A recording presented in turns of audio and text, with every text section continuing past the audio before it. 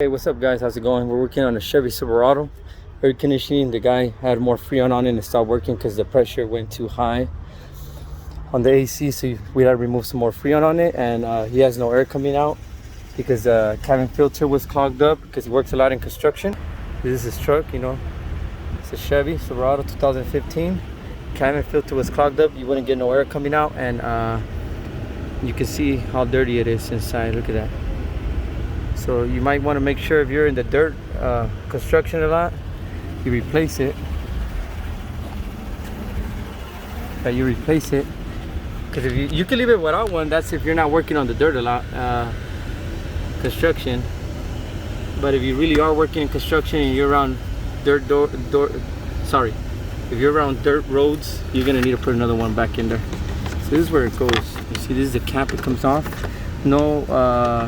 You don't need a, this is not bolt on, it just clips right off.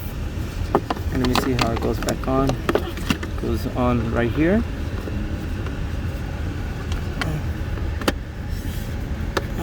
There we go, it just clips on.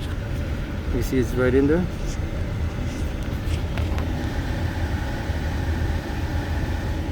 And then we just push this back up. The glove box, it's got two, one on the top, one on the bottom. You just need to remove the bottom piece. And it has two T's, Torx. Let me see what size is it. It's T10. T10. T10. So let's see.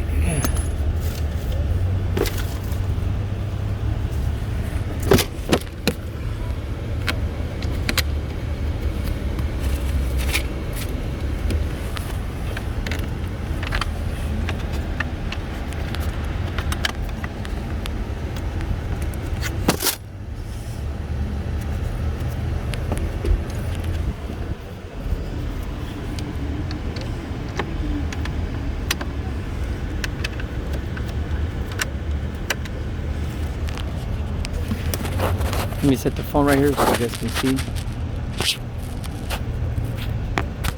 Don't forget to subscribe to my channel.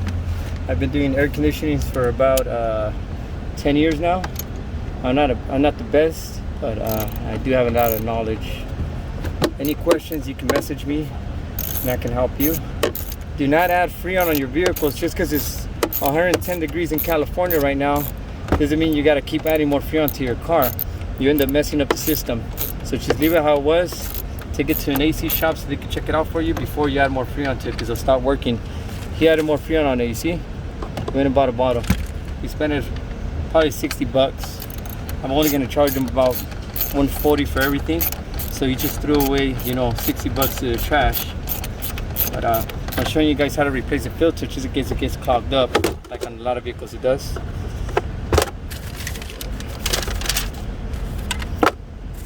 If you're trying to pull this down, you have to put pressure here on both sides, and then you could bring it down.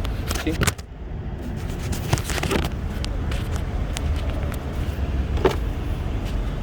Put it back, you just push it back up.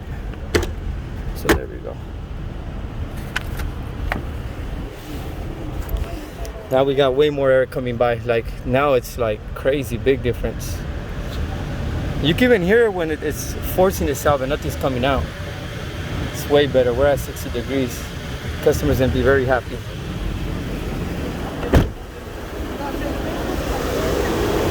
High pressure is 250.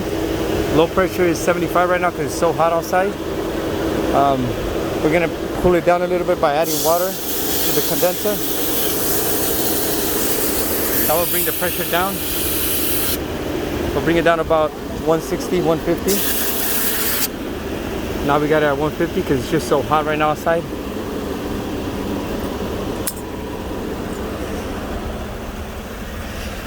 Now the hose is cold right here. That means it's doing good. It's ice cold, watery. So that means it's getting cold. You can check this one too. But it's usually the one next to the valve right here, the expansion valve. That gets cold.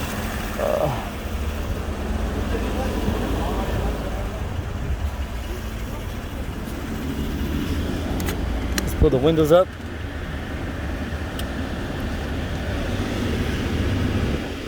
Oh, it's pretty fresh now.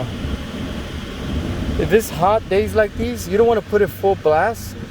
You want to put it about halfway, because if you put full blast, you're forcing it and it will not get as cold as it is when you put it lower volume. So always make sure you have it on about half or less than half, and it'll come out even way colder. It lets the evaporator get even colder, ice cold inside. So that's how you change a filter. Cabin filter on a Chevy Silverado 2015, 16, 17, 18, 14, 13. Subscribe, free videos. And any questions, just send me a text. Just follow and subscribe, man. Thank you guys. Have a nice. See you guys.